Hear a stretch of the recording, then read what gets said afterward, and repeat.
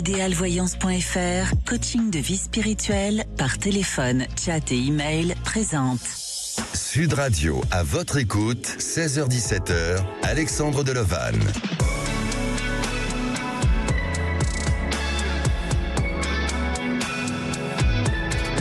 Bonjour à tous, alors je suis heureux de vous accompagner en cette fin de semaine. Vous souhaitez participer à l'émission, c'est le 0826 300 300. Et si aujourd'hui on parlait de votre voix, la voix VOX et de vos émotions, parce que la voix peut aussi révéler vos émotions, elle a cette capacité d'exprimer vos désirs et vos blessures, mais aussi avec son amplitude, elle donne l'espace dans lequel vous vous trouvez et la façon dont vous créez l'échange et le lien à l'autre. Elle permet d'exprimer votre singularité et vos aspirations et sans oublier vos facultés à gérer vos désirs. La stabilité de la voix est une indication au moment de l'échange ou de certains conflits psychiques et votre voix exprime différentes émotions qui vous traversent. Elle véhicule les problématiques inconscientes présentes en chacun d'entre vous et cela se manifeste comme par des charges psychologiques et affectives que vous portez sûrement à votre insu. Alors pour approfondir le sujet avec des conseils aussi et peut-être sûrement un exercice, j'aurai le plaisir d'accueillir à 16h30 notre experte en la matière, Sylvia Schmidt, coach vocal et sophrologue. Mais si pour vous la voix révèle des émotions, n'hésitez pas à partager votre témoignage à l'antenne au 0826 300 300. Je vous invite aussi à échanger et à partager vos avis sur le groupe Facebook à votre écoute et nous sommes en direct live sur YouTube et sur le live de Facebook. Aujourd'hui, à la réalisation de l'émission, c'est Lucille au standard, Aude et Jordan. Sud Radio, à votre écoute, Alexandre Delovanne.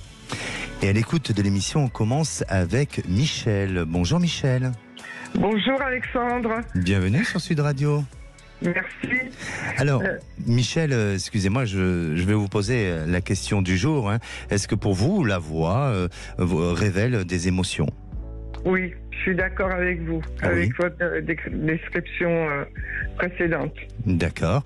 Est-ce que vous êtes sensible par rapport à certaines personnes que vous rencontrez, vous êtes sensible à leur voix ? Oui. Et ça vous donne des indications un petit peu ? Parfois, oui. Parfois. D'accord. Parfois. D'accord. Alors, Michel, vous souhaitez témoigner par rapport à votre ami parce que votre relation devient pénible. Ça fait 12 ans que vous êtes ensemble, vous ne vivez pas sur le même toit, vous êtes situés à 20 km de l'un et de l'autre.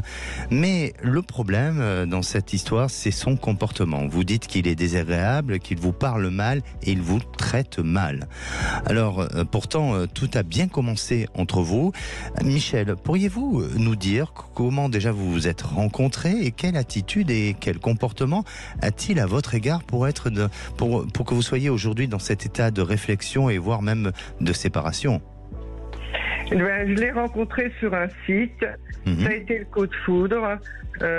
Au départ, tout était rose. Et puis, petit à petit, moi, j'ai eu des problèmes dans ma vie. J'ai eu une maman qui était très âgée, dont il fallait que je m'occupe.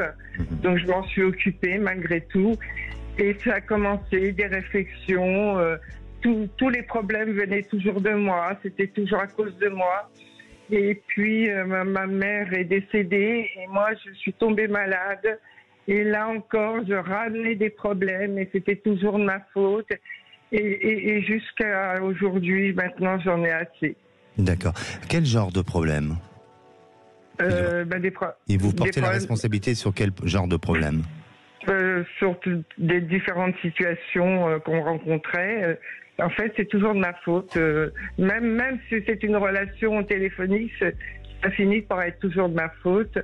On est parti en vacances cet été et il y a quand même quelque chose qui m'a beaucoup troublée, c'est qu'à la fin des vacances, je lui dis « Alors, t'as passé un bon séjour ?» Il m'a dit « Oui, dans ta maison. » D'accord. D'accord. Et donc, vous voulez dire... Pas moi, c'est-à-dire que c'était la maison seulement qui lui a procuré des bonnes vacances. Oui, effectivement. Vous voulez dire qu'il manque un petit peu de générosité dans ces échanges de paroles avec vous, d'expression. Vous trouvez que il est un peu centré sur lui, non ? Oui, et puis se détachant par rapport à ses problèmes de santé. Donc moi aujourd'hui, alors se détachant, mais en même temps, c'est lui toujours qui me rappelle. Mhm. Alors, Michel, bon, il agit comme ça avec vous, mais en société, il agit comment ? Je sais pas. Comment ça, vous savez pas ? Vous vous retrouvez jamais en extérieur tous les deux ? Vous êtes toujours en vase clos ? En extérieur, mais tous les deux. C'est-à-dire que quand il voit ses amis, il ne m'emmène pas. Ah. Il me dit, je vais voir mes amis. D'accord, donc vous ne partagez pas son quotidien et vous ne connaissez pas vraiment... Vous les connaissez, ces amis, ou pas du tout ? Non, pas du tout. Je n'ai pas été présentée. D'accord, et vous, de votre côté, vos amis maintenant, je ne présente plus mes amis. Je fais pareil. D'accord. Juste une question, le comportement qu'il a pu avoir auparavant avec vos amis, est-ce qu'il avait un comportement vis-à-vis de vous bienveillant ou pas ? Bienveillant devant mes amis, oui. Et ma famille. D'accord, donc il ne montrait pas des signes d'un homme assez virulent, assez dur envers vous, hein ? Ah non, mais ni devant sa famille non plus. Là, c'est parfait.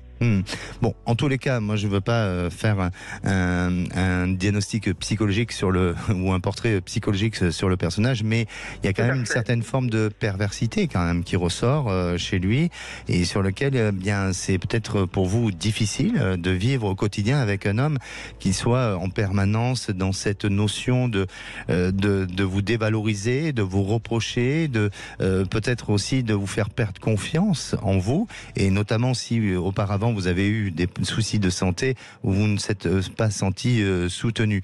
Aujourd'hui, mais je les ai toujours, ces problèmes de santé. D'accord. Parce que c'est sur du long terme. C'est sur du long terme. Mais ça m'empêche pas de travailler, ça m'empêche pas... D'accord. Mais c'est important d'avoir une personne à ses côtés qui a de la bienveillance et qui permet de comprendre aussi que vous avez peut-être une fragilité par rapport à certaines d'autres personnes, même si vous avez une aptitude à travailler, hein, mais malgré tout, il faut savoir reconnaître les fragilités et les faiblesses de chacun. Alors, quel est votre questionnement aujourd'hui ? Mon questionnement, c'est est-ce que je vais aller plus loin avec ce personnage, et est-ce que vraiment c'est intéressant pour moi d'aller plus loin avec cet homme ? Oui, Michel, mais est-ce que vous n'avez pas la réponse en vous ? Vous me posez la question, je veux bien vous répondre et je vais vous répondre, parce que c'est le but de votre appel. Mais est-ce que vous n'avez pas déjà la réponse en vous ? Je suis un peu partagée, parce que c'est vrai que j'ai aussi, avec cet homme-là, des échanges intellectuels très intéressants. Très intéressant. Moi, en tous les cas, de ce que je peux ressentir et de ce que je peux vous dire, c'est de prendre du recul vis-à-vis de cette histoire. C'est-à-dire que, à la fois, oui, de ce que je ressens, c'est qu'il y a un attachement et que vous êtes vraiment dans cette notion d'hésitation et qu'aujourd'hui, vous n'êtes peut-être pas prête à couper court à cette histoire, même si vous avez conscience que cette histoire vous apporte une certaine forme de destruction, mais à la fois, vous nourrissez au travers d'autres aspects tels que, comme vous dites, ces échanges intellectuels, aussi sa présence, et puis parfois on peut devenir, alors c'est un peu pervers, mais on peut devenir attaché ou dépendant d'une histoire qui nous amène à être dans cette notion ou de se nourrir de conflits, et c'est peut-être un peu votre cas. Mais avec le temps, je vous sens prendre du recul, et avec le temps, je vous sens prendre une décision. Donc cet homme, je ne sens pas qu'il va beaucoup changer et évoluer dans le temps.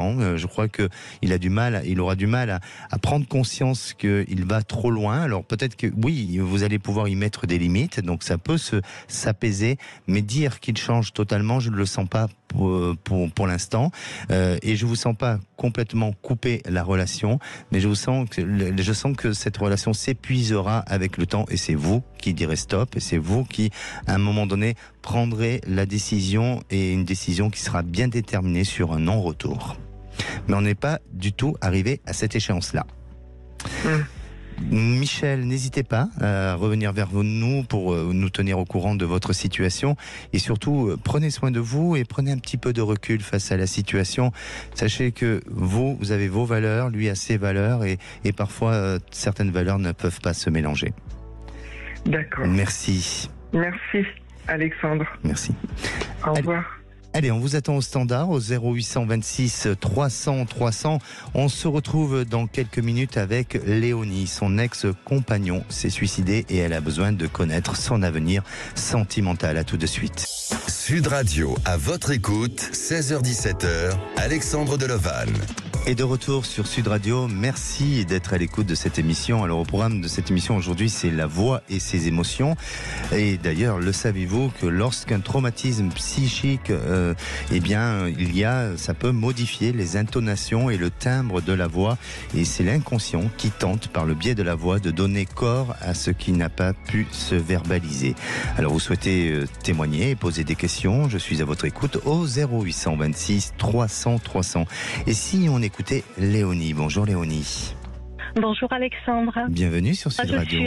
Merci, je suis ravie et je me sens privilégiée de pouvoir échanger avec vous. Mais vous êtes privilégiée parce qu'on est tous les deux à l'antenne, donc c'est parfait. Personne nous écoute apparemment. Hein. Si. Ah non, j'espère pas parce que déjà que je suis un petit peu troublée, alors si en plus il y a des auditeurs, ça va pas le faire. Mais voilà, exactement. Non, ne vous inquiétez pas, vous pouvez aller dans la confidence. Justement, oui, on va pouvoir aborder votre témoignage qui est un témoignage assez touchant. Alors justement, et je vais vous poser cette question, la question du jour, hein, est-ce que pour vous, la voix vous révèle des émotions ou votre voix, tout simplement? Oui, tout à fait. En plus, juste avant de prendre mon témoignage, là, vous venez de parler du timbre de la voix qui peut changer. Moi, quand j'ai rencontré des problèmes, de grosses difficultés, de grosses épreuves dans ma vie, et mon timbre de voix est devenu plus grave suite à ça. D'accord. Oui, effectivement, effectivement. Après, au fil des années, on peut changer, mais je pense et c'est certainement possible que, en fonction de nos expériences de vie, notre voix évolue en fonction de tout ça. Alors, Léonie, vous avez 53 ans et vous êtes veuve depuis 10 ans. Votre mari est parti brutalement suite à un suicide. Et depuis cet événement catastrophique, vous êtes toujours sentie prisonnière de l'amour. Et aujourd'hui, vous aimeriez vivre une relation sentimentale. Alors je sais que c'est difficile, peut-être d'en parler à l'antenne, mais si vous le souhaitez, pourriez-vous nous dire un petit peu qu'est-ce qui est arrivé pour votre mari de cet acte si brutal et quelle a été peut-être la raison, ou si vous ne souhaitez pas communiquer, on le respecte. Les raisons, je pense que ça vient de sa petite enfance au départ, mais on a vécu un drame aussi. On a perdu notre fille tout bébé, elle avait que quelques mois, et ça, on a plongé dans une grosse dépression l'un et l'autre. On s'est soutenus, on s'est relevé l'un après l'autre, mais lui à un moment il a flanché et il a préféré, c'est pas un choix de mettre fin à ses jours, mais il n'avait que cette solution, donc il est parti comme ça. Est-ce qu'il vous en avait parlé auparavant, ou est-ce que vous l'avez pas senti arriver? Non, je l'ai pas senti arriver, non, du tout. D'accord. C'est la culpabilité d'ailleurs de tout ça, mais bon, j'y travaille. Bien sûr. Et il est parti combien de temps après votre enfant? 4 ans. Ah oui, donc pour vous c'est quand même choc plus choc, quand même. Et je comprends quand vous dites que vous êtes resté 10 ans un peu prisonnière de votre existence, et notamment sentimentale. C'est difficile de se relever, mais en tous les cas, par rapport à ce que vous aujourd'hui vous témoignez, et de ce qu'on entend et de ce qu'on ressent au travers de votre voix, et ça c'est important, il y a chez vous une force qui est là, et c'est ce qui vous donne cette envie d'avancer et d'y croire encore, et c'est très très bien, et rester sur cet élan-là et sur cette évolution. Alors aujourd'hui, vous avez rencontré quelqu'un? Non, j'ai pas rencontré quelqu'un. En fait, j'ai eu un déclic c'est des anniversaires particuliers, mais aux 10 ans du décès de mon mari, ce jour-là, j'étais toute seule. Je voulais voir personne. C'était compliqué, et j'ai eu un déclic. Je me suis dit, mais je peux pas rester comme ça. Et c'est pas que j'ai absolument envie de rencontrer quelqu'un, mais je me dis, ça serait quand même. Je ne m'inscrirais pas pour rencontrer des hommes ou quoi que ce soit, mais pendant 10 ans, j'ai regardé personne. Et en fait, je viens de changer de travail. Oui. Et pour la première fois, je croise régulièrement quelqu'un qui pourrait me plaire comme ça. Enfin, c'est la première fois que avant mon mariage, donc ça fait presque 30 ans que j'ai pas regardé les hommes dans la séduction. Et encore là, je suis pas du tout dans la séduction, mais voilà, je croise régulièrement quelqu'un qui pourrait me plaire. Mais je pense que c'est pas du tout réciproque. Mais je voulais savoir si je pouvais espérer une rencontre un jour. Déjà, ce qui est important, c'est que vos émotions réagissent et ça montre qu'aujourd'hui votre cœur à nouveau peut se redémarrer vers un nouvel élan et vers de nouvelles émotions et qu'il y ait une personne. Parfois, ça peut être une personne qui donne l'élan à autre chose et qui permet de faire peut-être un petit peu des rencontres pansements et qui permettent aussi d'aller vers votre évolution et de repartir vers plus de stabilité. Vis-à-vis de cet homme, est-ce que vous avez des échanges? Vous êtes connu dans quel contexte? Professionnel. C'est professionnel. Est-ce que vous avez des échanges avec lui? Bonjour. C'est tout, hein, ça reste juste, voilà. Et vous pensez qu'il est peut-être pas forcément intéressé à vous? Ah non, mais pas du tout. Ah, non, okay. je sais que non. Enfin, en plus, je connais rien de sa vie, tout ça, mais c'est la première fois que je regarde quelqu'un. Enfin, voilà, c'est particulier. Donc, non, je pense pas que ça sera l'homme qui partagera ma vie, mais bon, voilà. Entre nous, est-ce qu'il vous fait un peu fantasmer? Oui, peut-être. Oui, c'est bien. Ouais. Donc il réveille en vous cette femme qui a envie de vivre, qui a envie de profiter de la vie. Et qui est endormie depuis 10 ans. Ouais. Exactement, et qui a envie de reprendre du plaisir à la vie. Hein. Exactement. Alors, quel est votre questionnement aujourd'hui? Est-ce que je peux espérer une rencontre amoureuse d'ici, je sais pas, avant que je sois trop vieille? Avant que vous soyez trop vieille, d'accord. Vous savez que l'amour n'a pas d'âge? Oui, mais enfin... Et oui, quand même. Et oui, alors, oui, moi je sens qu'en vous, hein, j'entends et je suis très attentif justement à cette notion de voix, parce que votre témoignage est quand même assez touchant et je suis réceptif à votre vibration, à votre voix, et pour moi, vous êtes quelqu'un qui est amené à se reconstruire et à repartir vers une nouvelle vie. Alors effectivement, hein, vous avez eu ce temps, ce besoin de vous recueillir, de faire aussi le deuil de tout ça, et je crois que vous le ferez jamais totalement, mais ça ne va pas vous empêcher à pouvoir ouvrir une nouvelle page de votre existence et à démarrer quelque chose de nouveau.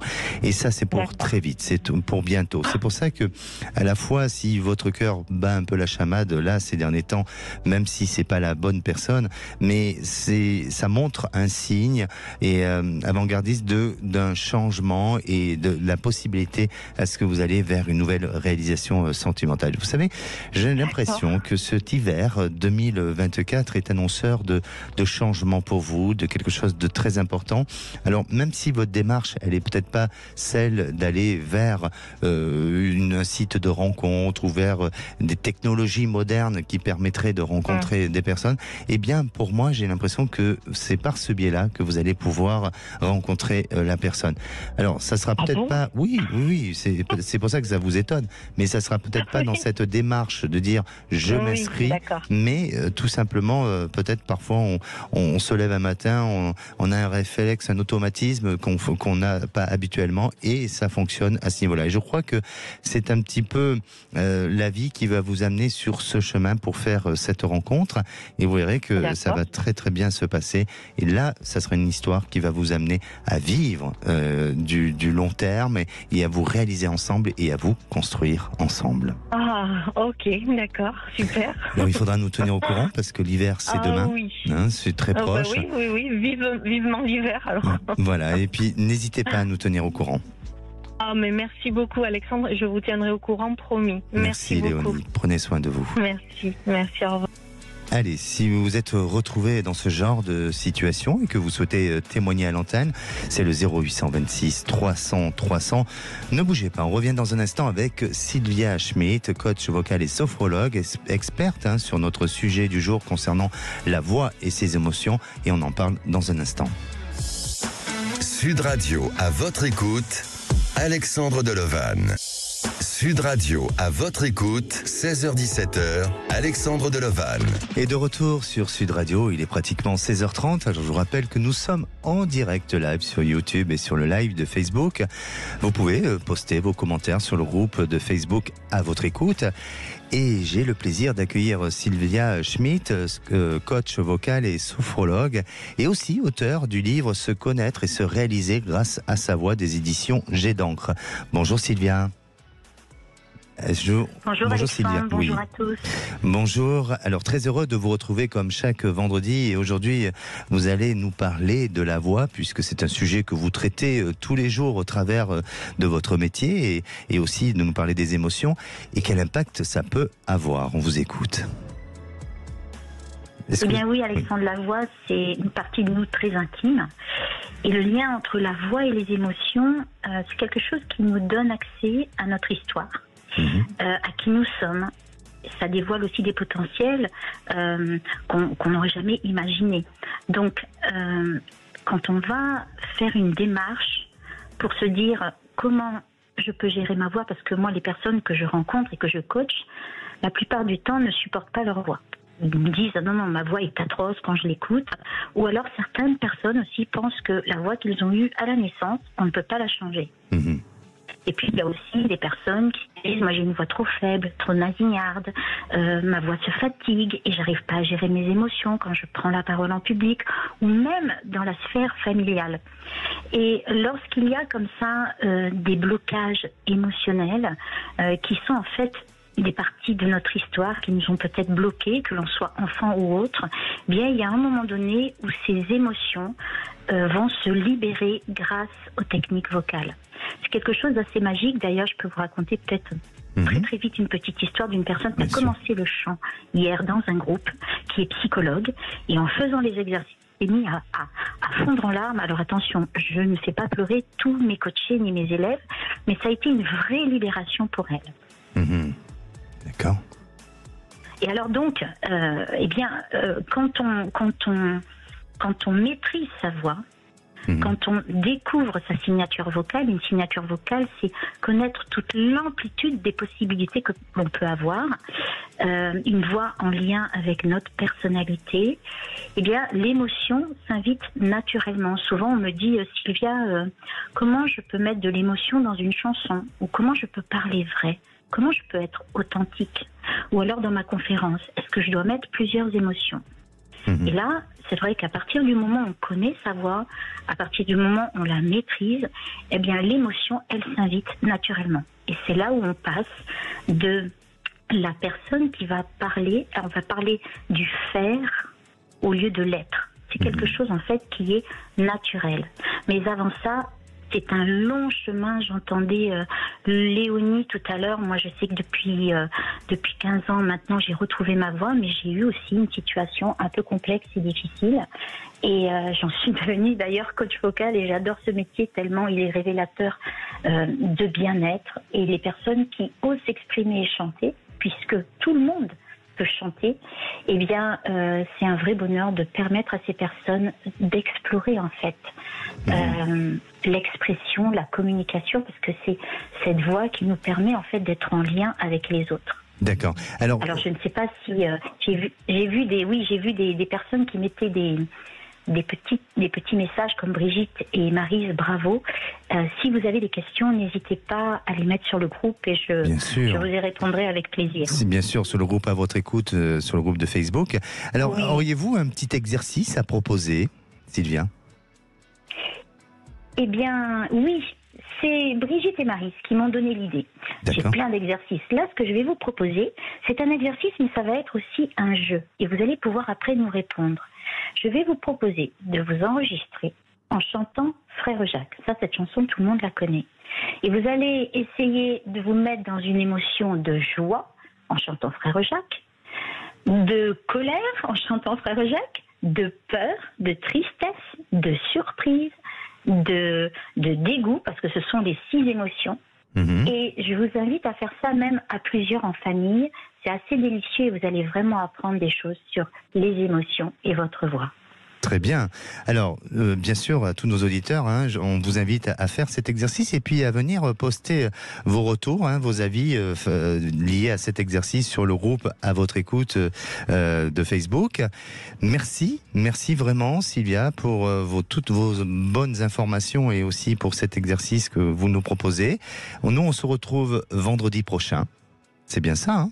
Vous serez là. Avec plaisir, cher Alexandre. Merci beaucoup pour votre intervention. À très bientôt et bonne fin de semaine. Et si on écoutait Karine? Bonjour Alexandre. Bonjour Karine, bienvenue sur Sud Radio. Merci, c'est très gentil. Alors, je vais vous poser la question du jour. Est-ce que pour vous, la voix ou votre voix révèle des émotions? Oui, moi je suis très sensible aux voix. J'aime beaucoup écouter, j'aime beaucoup communiquer et du coup, je suis naturellement concentrée sur les voix. J'aime bien comprendre ce qu'elles révèlent. Donc voilà, pour moi la voix est importante. Et c'est vrai qu'en radio, beaucoup d'auditeurs sont très réceptifs à la notion de la voix des animateurs parce que on identifie un personnage à travers la voix, effectivement. Alors vous nous appelez de Bayonne, vous avez travaillé 15 ans en tant qu'auxiliaire puéricultrice, puis vous avez dû vous arrêter d'exercer suite à une inaptitude. Vous en avez souffert, vous en avez souffert, Karine, puisque vous adorez votre métier et vous étiez très attachée. Et à ce jour, vous avez décidé de faire une reconversion. D'ailleurs, tiens, c'est la même c'est le même métier que Sylvia Schmidt. On aurait dû vous mettre en lien en tant que sophrologue. Alors, vous avez, si jamais vous avez des besoins de conseils, vous savez que Sylvia est là. Cette formation commence début octobre et va durer 6 mois. Et à la suite de ça, vous allez avoir une certification et vous souhaitez faire une spécialisation plutôt dans le secteur périnatal et l'adolescence, puisque ça vous intéresse énormément. L'enfance également, oui. L'enfance, voilà, exactement. Et votre question, c'est de savoir si vous êtes dans la bonne réalisation, c'est ça ? Dans la bonne réalisation, et ma crainte, oui, je pense que je suis dans la bonne réalisation. Ma crainte, c'est plutôt pour la sécurité financière après, parce que c'est vrai que j'ai une situation plutôt sécure en ce moment, mais c'est ça aussi qui me... Alors, Karine, avant de répondre à votre question, j'aimerais savoir qu'est-ce qui change par rapport à votre inaptitude, le métier de puéricultrice à celui du secteur périnatal et de l'adolescence. C'est quoi le changement et vis-à-vis de ce problème de santé que vous avez eu auparavant? L'inaptitude, c'est que je travaillais en milieu hospitalier, donc les conditions de travail sont très difficiles et par rapport à ma pathologie, c'est plus compliqué. En adéquation. C'est très compliqué. D'accord. Mais j'aimerais garder quand même un fil conducteur avec tout ce que j'ai déjà fait et tout ce que ça m'a déjà apporté et le transposer dans une reconversion. D'accord. L'emporter avec moi pour bien continuer sûr. un petit peu. Pour continuer et à la fois, même si je reviens sur cette histoire que vous avez arrêté votre activité professionnelle, la précédente, mais à la fois c'est peut-être aussi vous êtes donné cette chance.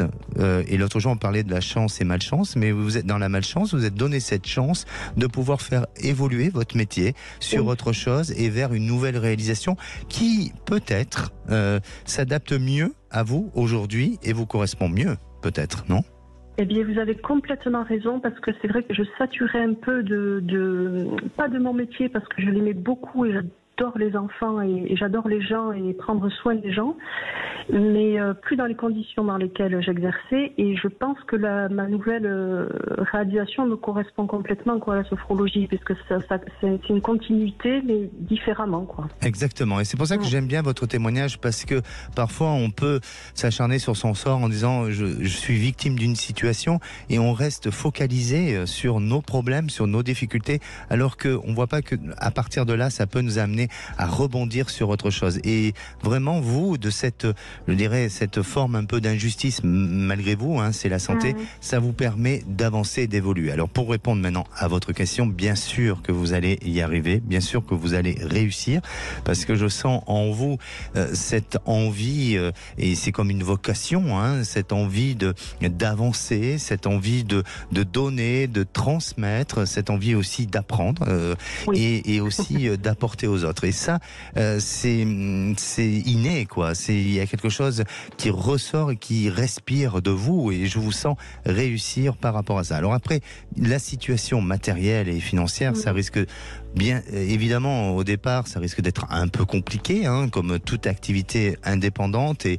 d'autant plus la période actuelle. Mais je vous sens très vite avoir ce potentiel de vous introduire dans des réseaux, avec des contacts, et vous permettre progressivement d'avancer et d'assurer une certaine forme de stabilité, d'équilibre professionnel, et aussi de pouvoir en vivre pleinement. Alors il se peut que dans un premier temps, vous puissiez avoir une petite activité annexe, mais pour moi, ça ne durera pas longtemps.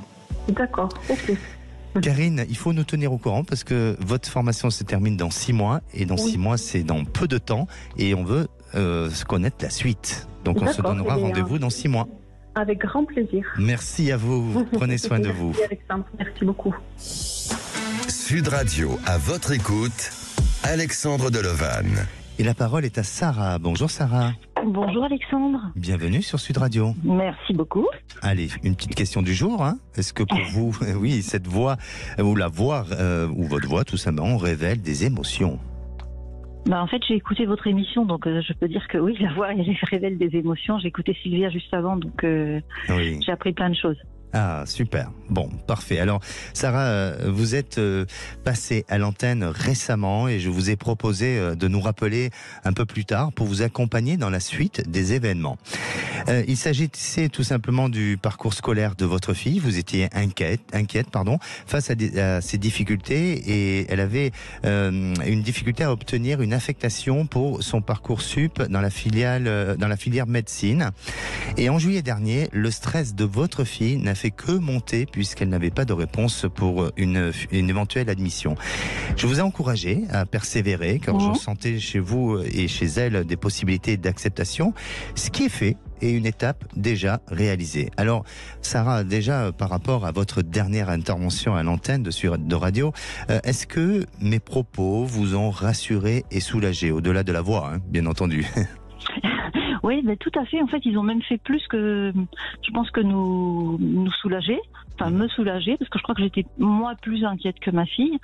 C'est qu'en fait, après votre intervention, enfin, après notre appel, on a décidé, en fait, de faire une lettre, et de l'envoyer au rectorat, à l'académie à la fac de médecine, etc. Je dis à ma fille, tu envoies un peu partout. Alors je sais pas si c'est ça, si ces lettres ont eu un impact, mais en tout état de cause, je pense que le fait de vous avoir eu, ça nous a donné envie de faire un petit peu plus. Oui. Alors peut-être que ça a été profitable, peut-être que non, mais bon voilà, la finalité c'est que le résultat c'est ce qui est de plus important. Voilà, c'est que en fait vous m'aviez dit 3e semaine d'août, je crois, enfin la première quinzaine d'août, et je crois que c'était le début de 3e semaine où elle a eu un mail pour lui dire qu'elle était acceptée. Super, donc elle a commencé sa rentrée, hein, bien entendu. Oui. Et quel est votre questionnement aujourd'hui? En fait, ma question, c'est de savoir si tu vas réussir le concours de première année, parce que ils sont 1400 en Aquitaine, et il y a 140 reçus au concours. Donc ça fait beaucoup de laisser à l'abandon, quoi. Voilà, donc je pense qu'ils sont tous motivés, hein, parce que c'est quand même un parcours qui demande beaucoup d'investissement personnel. Et voilà, ma question, c'est de savoir si elle va pouvoir poursuivre. Aujourd'hui, vous la sentez comment, psychologiquement et épanouie. Épanouie, voilà, exactement. Parce que pour moi, je la sens concentrée. Sur cette ambition-là, hein, et cette volonté d'avancer. Donc, sincèrement, je sens pas de blocage particulier. Alors, peut-être qu'à un moment donné, ça viendra, hein, parce que plus les années vont passer, plus ça sera peut-être compliqué, difficile. Et puis surtout, c'est de pouvoir tenir, c'est la performance aussi, hein, pas uniquement intellectuelle, mais physique et au niveau de l'énergie. Mais pour sa première année, pour moi, oui, elle rentre dans le quota des 140. Et je sens qu'il y a du potentiel, il y a des possibilités. Le concours, c'est pour quand ? C'est en avril-mai. D'accord. Oui, avril-mai, parce qu'elle m'a parlé de rattrapage. Elle m'a dit, je pense que j'irai sûrement au rattrapage. Mais voilà, reste positif. Mais bon, voilà. Alors, eh bien, je vais faire comme la dernière fois. Hein, je vais vous donner rendez-vous pour cette période, on va dire, du mois de mai, pour laisser un peu de temps où, à un moment où vous aurez la réponse pour votre fille et pour nous tenir au courant aussi. Ah ben, j'y manquerai pas comme cette fois. Merci. C'est moi qui vous remercie. À bientôt. À bientôt, Sarah. Au revoir. Allez, on se retrouve dans quelques minutes avec Clara. Clara est en instance de divorce. Elle se pose beaucoup de questions à la suite d'une nouvelle rencontre avec un homme plus âgé qu'elle. On en parle dans un instant. Ne bougez pas et c'est sur Sud Radio. Sud Radio, à votre écoute, 16h-17h, Alexandre Delovan. Sud Radio, à votre écoute, 16h-17h, Alexandre Delovan. Et de retour sur Sud Radio pour cette dernière partie avant de retrouver les vraies voix présentées par Philippe David et Cécile de Minibus. Alors il vous reste quelques minutes pour passer à l'antenne de Sud Radio. C'est le 0826 300 300. Et avant de retrouver Clara, je vais vous donner quelques conseils pour protéger sa voix ou votre voix. Ne jamais forcer sur la voix par des cris prolongés et forcés. Laissez reposer la voix en cas de fatigue ou après avoir beaucoup parlé. Ne pas fumer, quoi qu'il arrive, au-delà de la voix, il ne faut pas fumer. Limiter l'alcool et le café.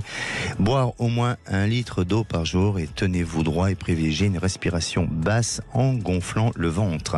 Et la parole est à Clara. Bonjour Clara. Bonjour Alexandre. Bienvenue sur Sud Radio. Je vous remercie.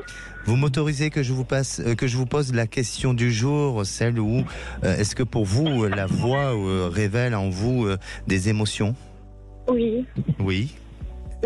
Vous êtes sensible aux voix des autres ou à votre propre voix ? Je suis sensible aux autres, oui, c'est vrai. Oui. Alors, Clara, vous êtes actuellement en instance de divorce. Votre mari a fait la demande de divorce parce que vous aviez des problèmes de compréhension ensemble. Vous avez eu beaucoup de mal à accepter cette demande de divorce et vous avez fini, par la force des choses, à vous résigner. Et depuis 2 mois, vous avez fait une rencontre avec un homme que vous aimez beaucoup. Vous avez des affinités intellectuels ensemble. Il est plus âgé que vous, il a 3 enfants d'une précédente relation et vous avez peur de vous engager avec lui. Sauf qu'à partir de ce moment-là, votre ex-futur mari est un petit peu ambigu en ce moment puisqu'il vous relance et souhaite sauver son mariage. Alors, quel est votre questionnement exactement et pourquoi aujourd'hui vous posez la question entre votre futur ex-mari et cette nouvelle rencontre ? Parce qu'avec mon ex-mari, en fait, j'étais amoureuse, j'étais trop attachée à lui. Et quand il a demandé le divorce, je ne l'ai pas accepté parce que j'avais toujours cet amour.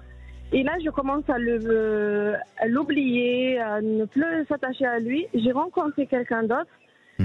Et aujourd'hui, il a revenu dans ma vie le temps que je suis en train de faire le trait dans mes émotions. Il a revenu. Alors, je ne sais pas si je finis avec celui que je viens de le rencontrer ou je reviens avec mon ex-mari qui essaie de me séduire. D'accord. Est-ce que vous avez le sentiment que oui, il y a du monde à l'extérieur de vous, il y a un bruit environnant. Vous êtes bien isolé, ça va ? Est-ce que vous avez le sentiment que vous devez faire un choix rapidement ou est-ce que vous pouvez avoir encore ce temps nécessaire pour réfléchir et prendre une décision dans un temps plus lointain ? Je sais pas, Alexandre. Vous savez pas ? Oui. Pourquoi vous mettez autant de pression aujourd'hui ? Parce que, en fait, les deux, ils m'appellent, les deux, ils sont là pour moi. Et j'ai pas envie de jouer avec les sentiments de celui que je viens de le rencontrer. Il est sérieux avec moi. Bien sûr. Moi, qu'est-ce qu'il me semble. Et mon ex-mari, qui est en train de me parler un peu gentiment, il a voulu qu'on reprenne notre vie d'avant. Et je sais pas quoi faire. Exactement. Alors, effectivement, hein, moi je veux pas. C'est difficile parce que quand vous êtes face à un choix, je peux vous influencer à aller plus vers un choix que l'autre, mais je vais parler de manière neutre. Sachez que vous êtes arrivé avec votre ex-mari dans une situation un peu dans une impasse, hein, dans une situation difficile, et n'oubliez pas ce qui s'est passé, n'oubliez pas qui est votre ex-mari avec ses problématiques, avec ses qualités aussi, parce que c'est un homme qui a des qualités comme tout individu, mais vous avez vécu ensemble et souvenez-vous de ce que vous avez vécu ensemble. Ensuite, cette nouvelle personne, hein, là il y a une possibilité effectivement d'engagement, parce que lui, de ce que je ressens, c'est qu'il a envie d'aller plus loin, il a envie de s'engager, il a envie de vous protéger, il y a une notion de protection, il y a une notion de volonté de faire en sorte de peut-être de vous rendre la vie un peu plus légère, et à vous de ne pas trop vous abandonner aussi à cette histoire, c'est-à-dire de garder votre autonomie, de garder votre liberté de vie et surtout votre liberté de penser. Donc pour moi, je sens que la relation ou le choix dans lequel vous allez plus être dans l'engagement est plus vers quelque chose de nouveau que quelque chose d'ancien, mais prenez ce temps nécessaire pour réfléchir, prenez ce temps suffisant pour à un moment donné décider, et que cette décision vous appartienne et non pas celle d'une influence extérieure ou tout simplement forcée par le choix et le désir de votre ex-mari. Mais vraiment, la personne là, nouvelle avec qui vous avez des liens depuis 2 mois, je le sens très engagé, je le sens dans cette volonté de vous faire plaisir et peut-être savourer ces bons moments. Autorisez-vous à vivre les choses, et même s'il y a une différence d'âge entre vous, pour moi, ça ne sera pas une difficulté ou une fragilité pour pouvoir vivre les choses normalement ensemble. Est-ce que ça fait du sens pour vous? Ça a donné une notion de résonance? Oui. Oui, d'accord. En fait, moi, quand je suis avec celui que je viens de rencontrer, comme on a une différence d'âge, en fait, dans ma famille, dans mes amis, je suis toujours jugée. C'est pour ça, je vous dis. Oui. Je vous dis, soyez vraiment libre de votre pensée, maître de votre destin, et ne vous laissez pas influencer par l'entourage extérieur. Pensez pour vous et pour votre futur. D'accord ? N'hésitez pas à nous tenir au courant. Passez une bonne fin de soirée, un bon week-end. Merci Alexandre. Prenez soin de vous. Merci. Et pour conclure, je dirais, votre voix exprime les sentiments de votre cœur et de votre âme. Allez, on se donne rendez-vous lundi, on parlera du lâcher-prise et j'aurai comme invité Laurence Baranski. Je vous attends à présent sur le groupe À votre écoute de Facebook avec les conseils du jour, les extraits de l'émission ainsi que tous vos commentaires. Passez un bon week-end, prenez soin de vous et la place est aux vraies voix. Bonjour. Bonjour Alexandre, enfin oui, limite bonsoir, non, il fait encore jour Alexandre. Allez, bonjour. On n'est pas encore passé à l'heure d'hiver, donc... Bonjour. Alors, au menu des vraies voix, un menu, on va commencer par parler autonomie. Vous avez vu Emmanuel Macron hier, autonomie de la Corse. Immédiatement, le président de la région Bretagne demande la même chose. En attendant peut-être, pourquoi pas, les Alsaciens, les Basques, les Catalans, etc. Et on va se poser cette question, faut-il accorder plus d'autonomie? Et on vous donne 4 réponses. 1 à la Corse, 2 à la Bretagne, 3 aux 2 et 4 à aucune des 2. Alors on a mis que la Corse et la Bretagne, parce que la Catalogne, l'Alsace ou le Pays Basque se sont pas encore déclarés pour le moment. Mais vous voulez réagir, tiens, vous êtes breton, vous êtes corse, vous êtes basque, vous êtes ce que vous voulez. Vous nous appelez au 0826 300 300. À 18h30, notre grand débat. Notre coup de projecteur, Avez-vous peur d'être victime des punaises de lit? C'est un fléau qui s'installe partout, qui coûte très cher à éradiquer selon la taille de son appartement ou de sa maison. Et est-ce que vous avez peur d'être victime? Vous êtes déjà victime. Ça vous a coûté très cher. Ou alors vous êtes tombé sur une boîte vraiment honnête et ça s'est plutôt bien passé. Racontez-nous, appelez-nous également au 0826 300 300. Avec Cécile de Ménibus, aujourd'hui on aura en notre compagnie comme vraie voix Philippe Bilger, Elisabeth Lévy et un petit nouveau, Franck Tapiro, le publicitaire. Une bonne émission. Sud Radio, à votre écoute, 16h-17h, Alexandre Delevanne.